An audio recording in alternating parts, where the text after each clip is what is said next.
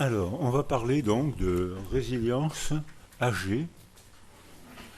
Là, j'ai moins de photos et ça va être un peu biologique, hein, mais ça n'empêchera pas. Alors, chez les animaux, il n'y a pas de vieillesse, sauf chez les animaux humanisés. Et chez l'homme, la vieillesse vient de naître, puisque quand on a inventé la caisse de retraite, c'est Bismarck qui a proposé le premier d'inventer la caisse de retraite. Il a demandé à ses conseillers techniques à partir de quel âge on ne payera plus de retraite. Et ses conseillers lui ont tous répondu, mais après 65 ans, il n'y aura plus personne. Alors Bismarck a dit, bon, on va mettre la retraite à 65 ans, de façon à ne pas avoir à payer de retraite. Manque de chance, l'amélioration des conditions d'existence font que les hommes, et surtout les femmes, vivent de plus en plus âgés, et que la vieillesse est en train de se développer. Une petite fille, je disais, avant Semmelweis, la prophylaxie de l'accouchement, les femmes mouraient à 36 ans, âge réel de la mort. Aujourd'hui au Congo, elles meurent à 40 ans, mais dans une culture technique avec les droits de l'homme et des conditions hygiène développées, médicales et hygiéniques développées, une petite fille qui arrive au monde aujourd'hui a une chance sur deux de dépasser les 100 ans.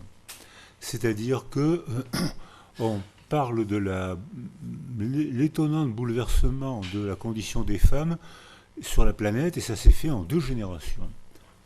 Et je pense que la médecine et les droits de l'homme, la philosophie, ont participé à cette étonnante métamorphose. Ce qui fait que ça change totalement notre manière de poser les questions. Et par exemple, ceux qui aiment la littérature, ce soir, liront La femme de 30 ans, de Balzac. Elle est âgée, mais détrompez-vous. Elle a 30 ans, elle est vieille, mais détrompez-vous. Elle est encore vivante. 30 ans, la femme de 30 ans. C'était Balzac, c'était 1830. Hein. Si quelqu'un a une petite machine là pour vérifier la date, ça doit être à peu près ça. Alors, donc c'est vraiment une nécessité d'aborder le problème de manière différente. Les premiers travaux qui ont été faits à Harvard par George Vaillant.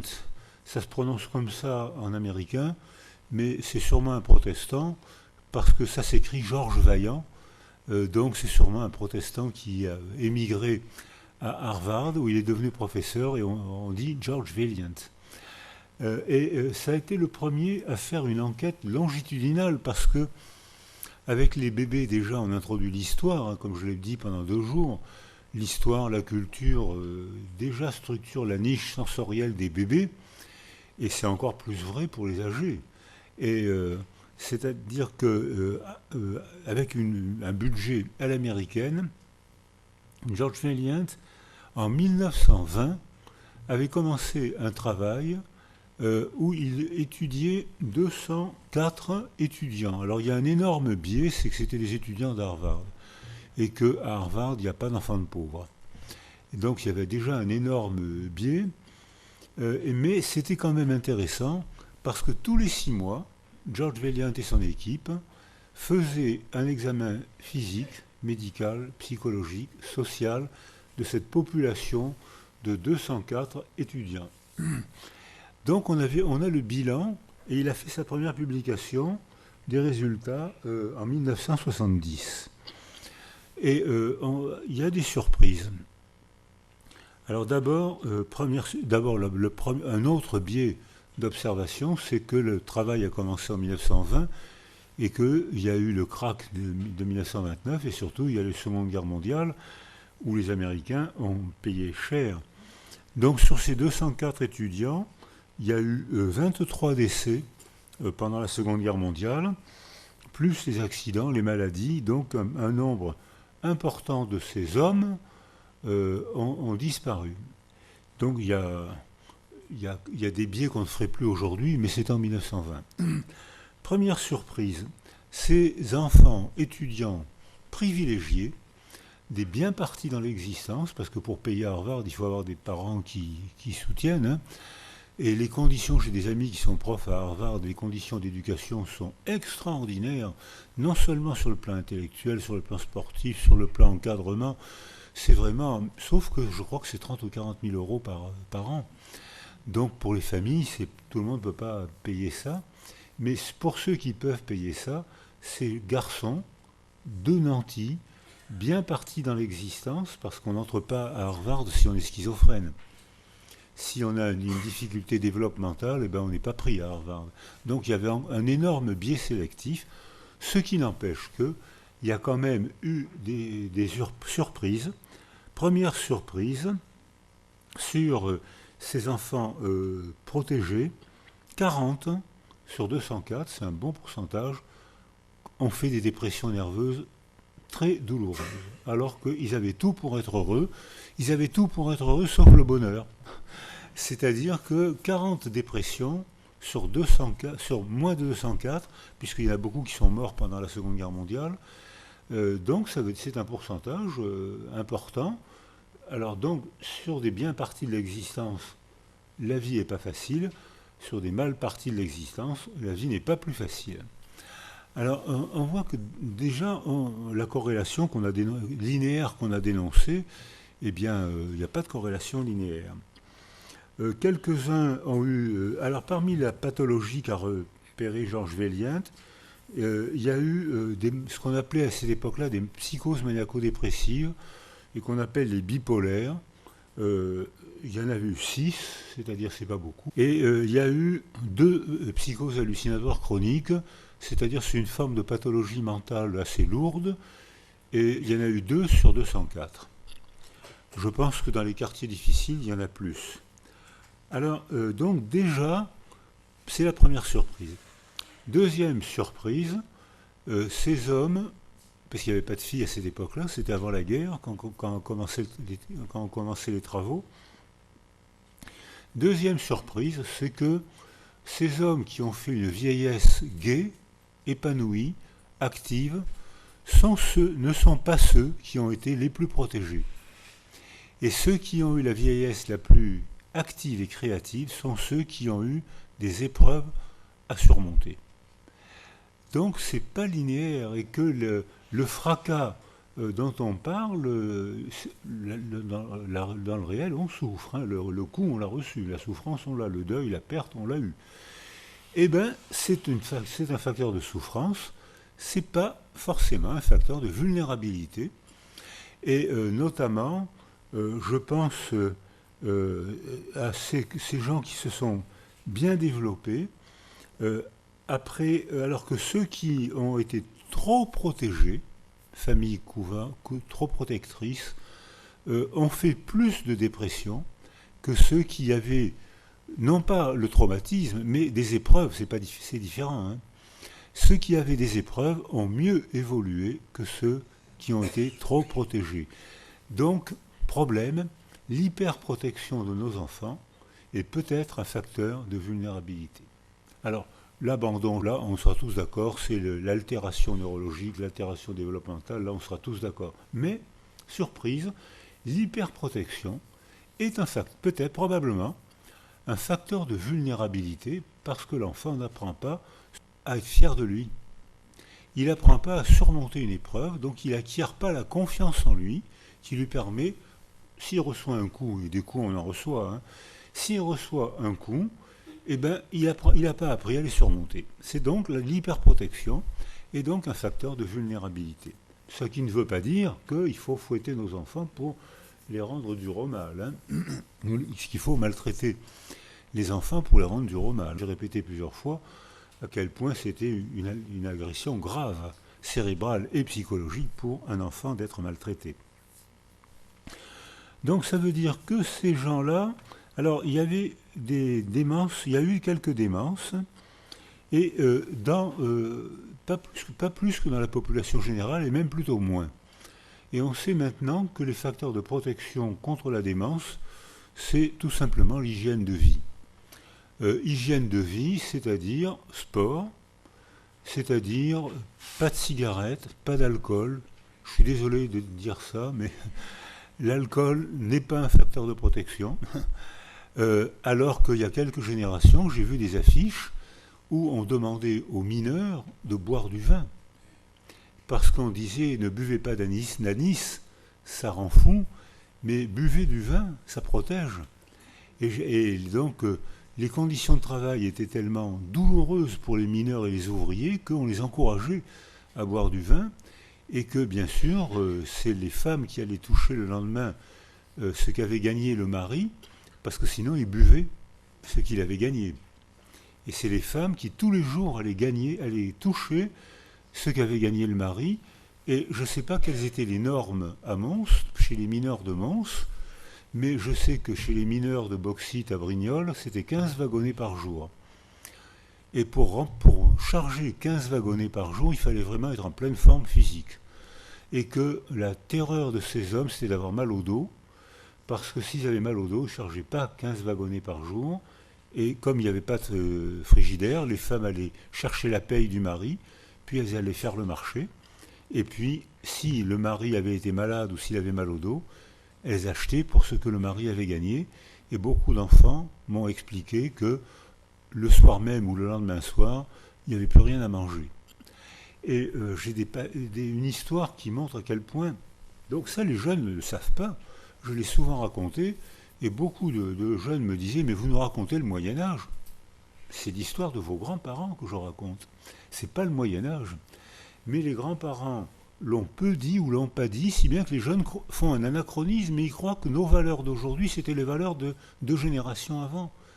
Pas du tout. C'était pas du tout les mêmes valeurs. La force physique des hommes était une valeur socialisante. Et le courage des femmes, c'était une valeur socialisante, préservante. Donc c'était un autre ethos, c'est-à-dire c'était une autre hiérarchie des valeurs, comme on passe notre temps à en changer régulièrement. Alors, dans ces évolutions, ces hommes qui ont eu des épreuves, qui ont appris à les surmonter, donc ils ont acquis un facteur de résilience, si la famille et si le quartier leur a appris à surmonter les épreuves. Hein, je reprends ce que j'ai dit pendant 2 jours. Hein. Mais si on les a laissés seuls, ils ont appris à ne pas surmonter les épreuves, et là c'est un facteur de vulnérabilité. Donc je reprends le même raisonnement. Alors la plupart, les mineurs ou les ouvriers que j'ai eu accompagnés étaient considérés comme des héros familiaux. C'est-à-dire que les femmes héroïsaient leur mari, ce qui n'est plus le cas aujourd'hui. J'ai vu des mineurs, des ouvriers rentrer des chantiers, ils voyaient le jour, la lumière 2 mois par an. Ils descendaient dans les soutes et ils travaillaient dans le noir, tout seuls dans le noir et dans le bruit. Je les ai vus rentrer chez eux comme des zombies. Je les ai vus partir le matin à 5 heures n'ayant pas récupéré du travail de la veille. Ils repartaient au travail comme des zombies. Et ils acceptaient d'être des zombies parce qu'ils étaient héroïsés. On chantait leurs louanges. On disait les mineurs ont été des louangers. C'était des héros familiaux. Au nom de quoi, quand on héroïse un homme ou une femme, c'est qu'on le mène au sacrifice. Et ces hommes acceptaient le sacrifice parce qu'ils étaient considérés comme des héros familiaux. Et ils supportaient la douleur du travail grâce au vin rouge qui était recommandé au nom de Pasteur. C'était recommandé au nom de Pasteur. On leur disait pas d'anis, mais le vin rouge, oui. Mais l'anis, non. Donc effectivement, après, le cerveau en prenait un coup et les femmes gardaient leur vigilance intellectuelle alors que les hommes étaient altérés très tôt. Et ça change beaucoup de choses dans les interactions quotidiennes. Ces hommes rentraient chez eux, donc les féministes qui ont raison de défendre les droits des femmes, ça fait partie de nos progrès, n'ont pas raison de développer un sexisme féministe, parce qu'elles font un anachronisme. Ce qui vaut pour les jeunes d'aujourd'hui ne valait pas pour les anciens et inversement.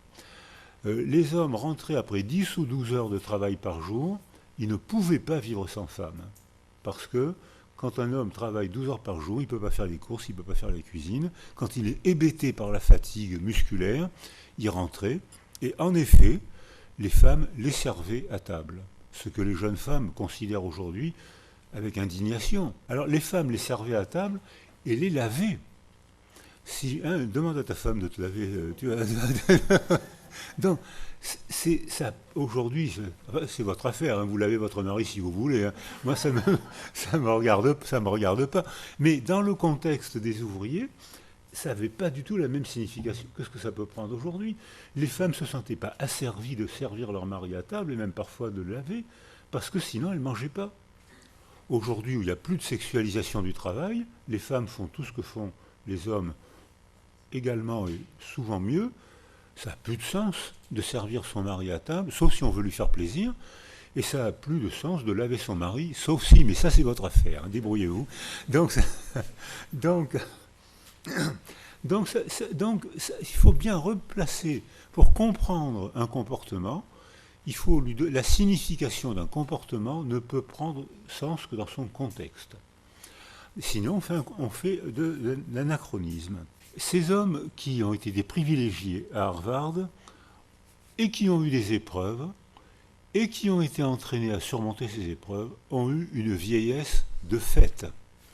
C'est-à-dire qu'ils avaient travaillé, ils avaient eu des pépins, ils avaient été soutenus pour surmonter les pépins par leur famille, par leurs copains, par leur travail, par les diplômes qu'ils avaient gagnés, parce que d'accord, c'est les enfants de privilégiés qui vont à Harvard, mais j'ai des amis qui ont été à Harvard et qui enseignent à Harvard, je vous assure qu'ils ne volent pas leur diplôme. Hein.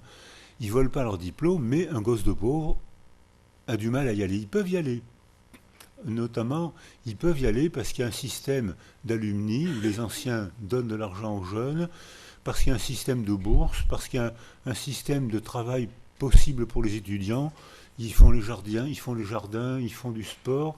Donc il y a des enfants de pauvres à Harvard, mais leurs journées sont bien remplies et quand ils ont un diplôme, ils ne l'ont pas volé.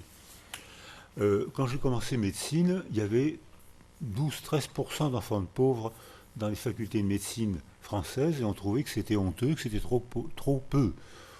Vous savez, vous connaissez le chiffre des enfants de pauvres aujourd'hui en médecine en France ? 1%. Il y a de moins en moins d'enfants de pauvres qui peuvent faire des études difficiles. Donc, plus la sélection est faite tôt, plus l'injustice sociale est aggravée. Et assez paradoxalement, dans ces grandes universités américaines, si on est enfant de riche, bon ben ça va, c'est facile, mais on travaille quand même. Et si on est enfant de pauvre, c'est plus possible qu'en France, mais il faut travailler encore plus. Alors, ces âgés qui ont eu une vieillesse de fait, alors ils ont été suivis jusqu'à la mort, c'est-à-dire à l'époque du travail, c'était déjà pour les hommes, ces hommes-là, entre 80 et 90 ans, pour les ouvriers, c'était bien avant. Hein.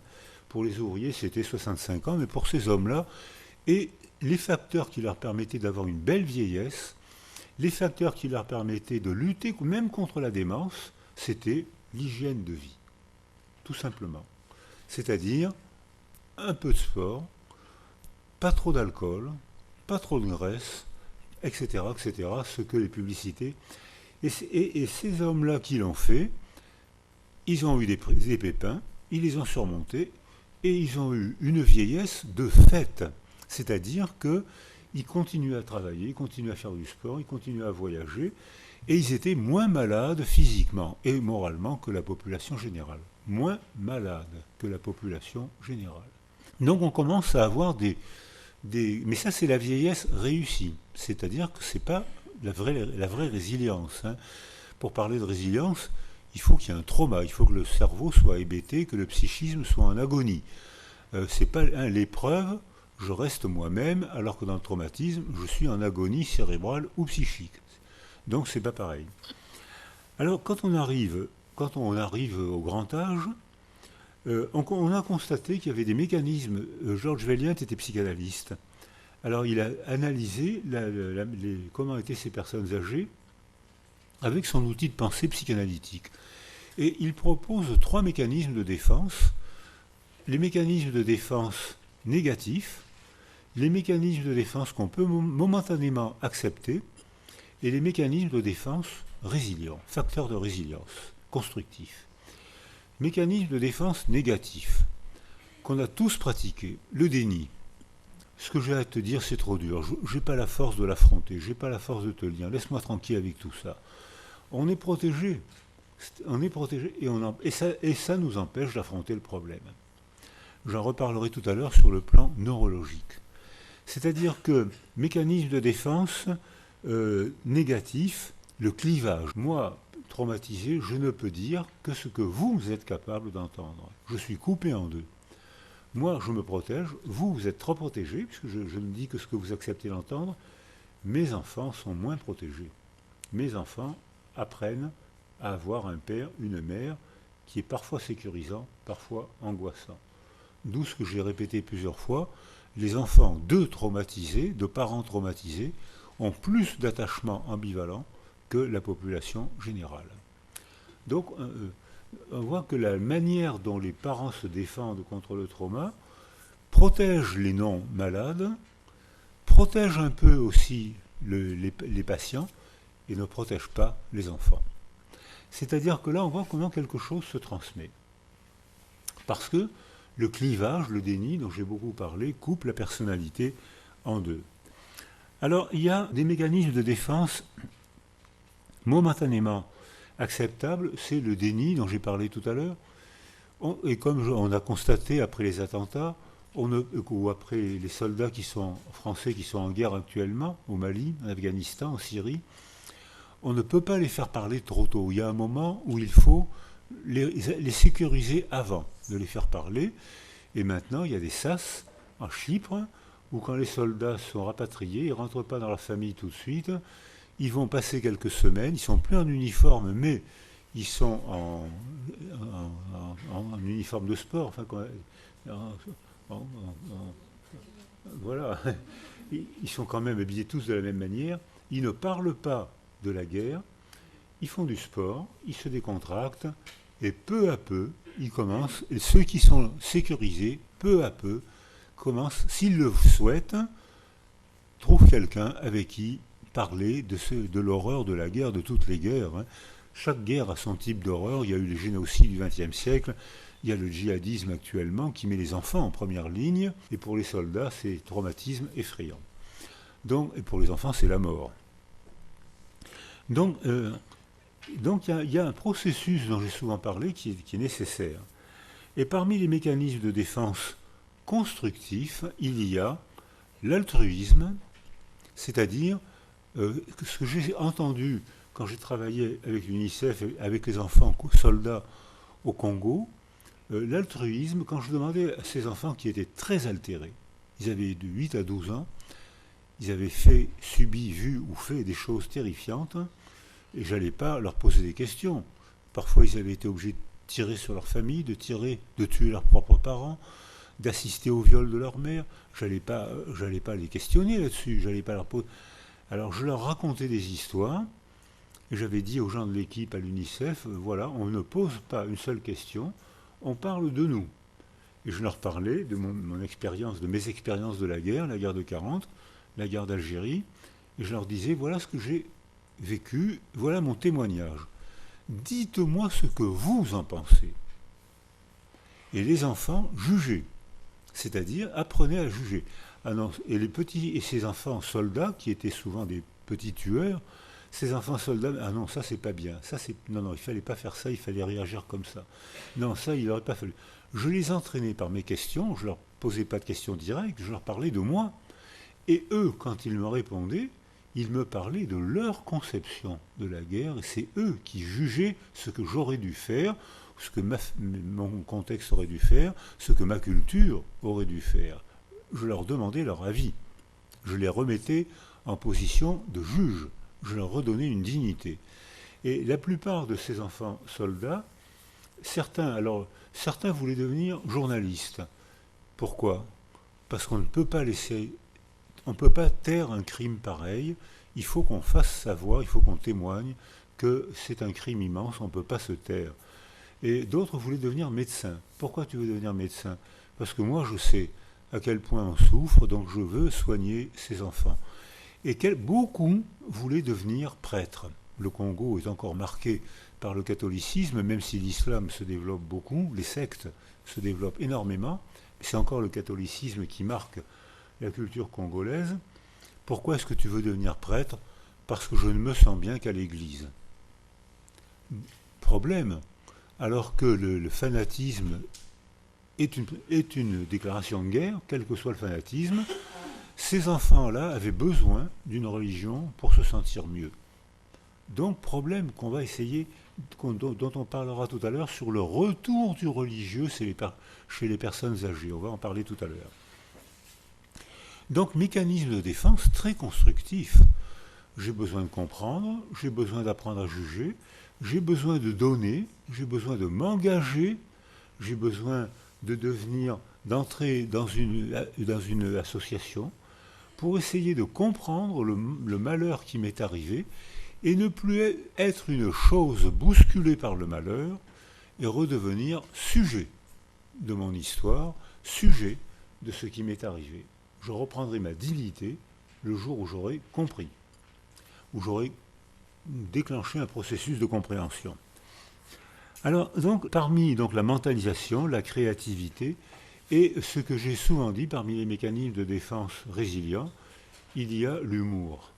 Et on était frappé, et Harvard en parle, ces hommes blessés ne peuvent raconter l'horreur de ce qui leur est arrivé que s'ils font sourire. Et Georges Perec avait un sens de l'humour magnifique, avec un humour délicieux, et il charmait par son humour, parce que ça lui permettait de dire ce qu'il avait subi sans indisposer l'autre. L'humour, c'est la politesse des traumatisés. C'est-à-dire que je ne peux raconter ce qui m'est arrivé, je ne peux pas le raconter n'importe comment, sinon vous allez me plaindre, et je ne veux pas que vous ayez pitié de moi, je ne veux pas que vous me plaigniez. Mais je ne peux pas me taire, sinon je vais renforcer la mémoire du traumatisme. Mais je vais en parler en remaniant, en faisant un roman, en faisant un récit remanié, en le présentant avec humour ou avec philosophie. Et là, ce n'est pas le retour de la mémoire qui risque d'être aggravé par l'écriture. Là, c'est le remaniement qui fait que je reprends possession de mon monde intime et je deviens créatif. Et j'ai montré la photo de Georges Perec pour illustrer ce procédé. Alors, chez les âgés, j'ai remarqué que avec l'âge, il y a de moins en moins de choses qu'on peut se permettre. Mais les choses qu'on peut se permettre, on peut se les permettre de mieux en mieux. C'est-à-dire que les performances de sprint que je faisais à 20 ans, je ne les fais plus aujourd'hui. Et ça ne me vexe pas. Je ne suis pas malheureux de ne plus courir aussi vite, le 100 mètres aussi vite qu'à 20 ans. Et pourtant, je peux vous assurer que je le cours moins vite. C'est plus dans mes valeurs. Donc, alors qu'à 20 ans, quand je courais le 100 mètres en 11,4, j'étais fier de moi, mais le jour où je faisais 11,6, j'étais honteux. Aujourd'hui, je m'en fous éperdument. C'est-à-dire, c'est plus une valeur pour moi. Donc, physiquement, je ne peux plus faire ce que je faisais à 20 ans. Et pourtant, il y a des plaisirs physiques, la marche à pied, le bateau, qui sont peut-être encore plus grands qu'avant, parce que j'ai le bien-être et l'entretien de ma tronche quand je marche à pied, et j'entretiens mon cerveau, parce que, contrairement, je vous ai montré la photo qui me ressemble terriblement, hein, de moi, contrairement à ce qu'on nous disait, quand il y a quelques générations, on disait, plus un gars a des gros muscles, plus il a une petite tranche, et puis une petite, devinez la suite. C'est pas vrai. Il n'y a pas de rapport. Et au contraire, même maintenant, on sait que les sportifs développent la partie cérébrale correspondant au sport. On sait que les instrumentistes de musique, mon élève Le Marquis, qui est à la fois neurologue, musicien et musicologue, photographie en neuroimagerie comment les instrumentistes développent, hypertrophient la zone cérébrale qui correspond à l'instrument. L'acte renforce le cerveau. C'est-à-dire que, et ça c'est la neuroimagerie, donc on a une petite maîtrise, on a un degré de liberté, on a une petite maîtrise, on est responsable, donc coupable si on ne le fait pas, on a une petite maîtrise pour renforcer notre aptitude cérébrale en marchant, en faisant du vélo, en faisant de la natation, en buvant un peu moins de bière. Ça c'est plus difficile ça. Mais on a une petite maîtrise, on a un petit degré de responsabilité. Alors, et on optimise, alors sur le plan intellectuel, je ne peux plus apprendre de discipline nouvelle, mais j'améliore mes performances dans la discipline où j'étais déjà performant. C'est-à-dire que je restreins mon champ de possibles, alors qu'un enfant, c'est une ouverture énorme de tous les champs de possibles en fonction de la structure sociale. Avec l'âge, j'ai de moins en moins de champs de possibles, mais j'optimise de plus en plus là où je suis bon et où je peux encore progresser. J'ai 70, 80 ans et je peux encore apprendre. Mais je ne peux plus apprendre les langues parce que, par exemple, tout enfant, quelle que soit sa culture, peut apprendre toute langue entre 20 et 30 mois, sans école, sans règles, sans grammaire, sans professeur. Tout enfant peut faire ça, et on ne pourra plus jamais refaire cette performance de toute notre vie, et, et plus on tarde, moins on apprend vite. En revanche, quand on fait une bonne performance dans une langue, on n'arrête pas d'apprendre sa langue, hein, même la langue maternelle, on l'apprend toujours. En revanche, je suis de mieux en mieux dans ma langue maternelle, parce que je connais de mieux en mieux, j'ai la maîtrise de ma langue. Mais je ne peux plus apprendre, j'ai du mal à apprendre de nouvelles langues, alors que quand j'étais enfant, j'aurais pu apprendre toutes les langues qui étaient autour de moi. Même raisonnement pour le corps, même raisonnement pour le psychisme. Donc la perte de la vieillesse, c'est pas tellement la perte de la déchéance, le naufrage dont parlait De Gaulle. C'est pas tellement le naufrage, c'est le changement de stratégie d'existence. Je peux continuer à progresser dans certaines conditions. Et la résilience est donc encore possible dans le grand âge et même beaucoup plus longtemps. Et le naufrage dont on parle, il existe. Mais il existe vraiment dans les derniers jours, dans les dernières semaines,